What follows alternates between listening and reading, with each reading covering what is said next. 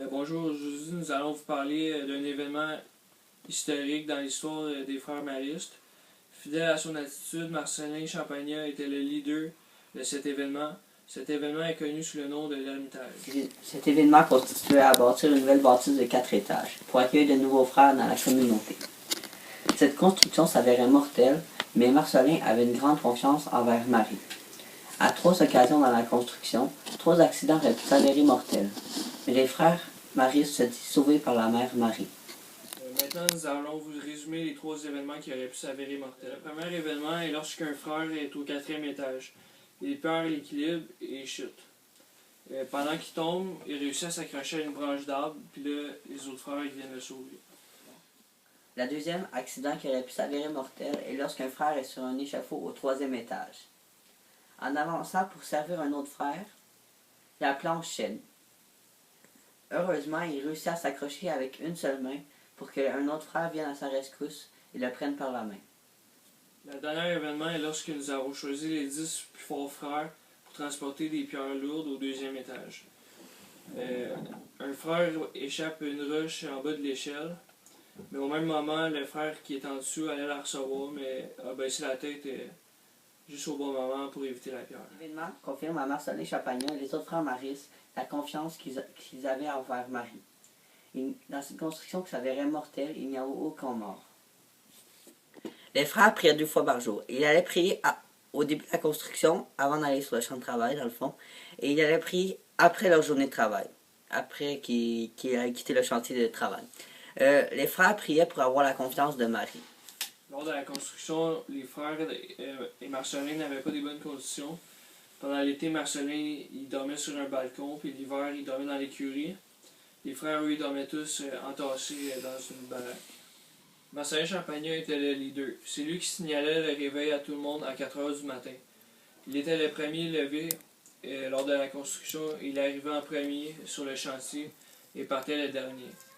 Il était le modèle pour plusieurs frères. Au début de la construction, lorsqu'un libraire a prêté 12 000 francs à Marcellin Champagnat pour débuter la construction. Ce libraire faisait grandement confiance à Marcellin Champagnat. Mais le monde était en désaccord car Marcellin Champagnat n'était pas allé à l'école, il n'avait ni science, ni ressources, ni savoir-faire. Malgré cela, Marcellin Champagnat a tout de même très bien réussi cette construction. Sans oublier de vous dire, lorsque le projet Marcellin Champagnat a été rendu public, le monde le trouvait fou en raison de l'ampleur de ce projet. Mais Marcellin ne s'est jamais laissé décourager et a toujours continué. Maintenant, nous allons vous parler de plusieurs détails importants que vous devez savoir au sujet de la construction. Comme je vous en ai un peu parlé tantôt, l'achat du terrain au début a coûté plus de 12 000 francs, ce qui était beaucoup à cette époque. Mais lors de la construction, Marcellin a décidé d'acheter un autre terrain pour y construire une chapelle. Ce terrain a coûté 60 000 francs, ce qui était énorme. Les frères utilisaient cette chapelle pour aller prier à chaque matin pour la mère Marie. Cette chapelle était située en plein milieu du bois.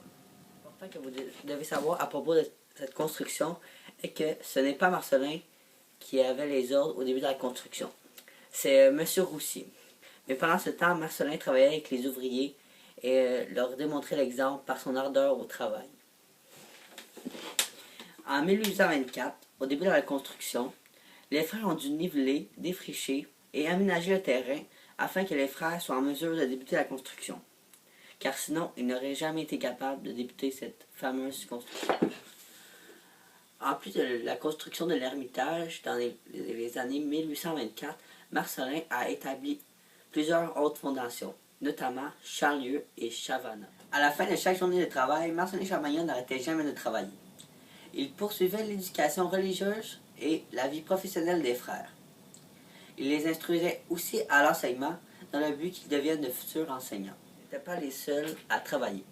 Il y avait des ouvriers professionnels qui avaient été embauchés.